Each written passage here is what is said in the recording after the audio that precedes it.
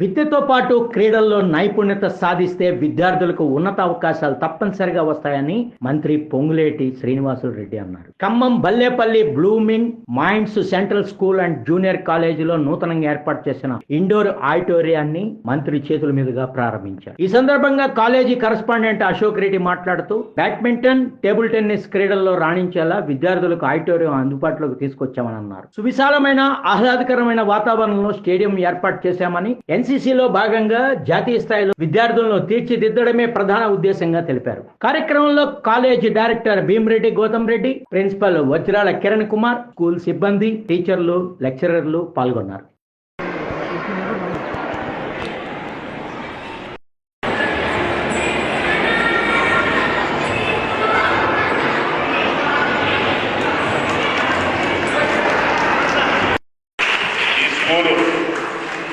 సమాజం దృష్టిలో చదువుకునే చిన్నారి బాలబాలికలకు స్కూల్ యాజమాన్యం,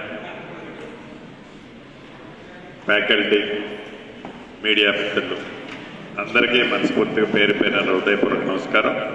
చిన్నారి బాలబాలికలకు నా ఆశీర్వాదాలు. చాలా సంతోషం.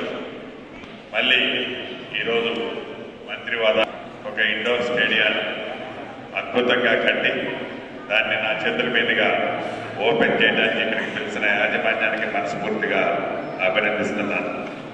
అదే రకంగా ప్రజల్లో ఒక ఫీలింగ్ ఉంటుంది, స్కూల్ అంటే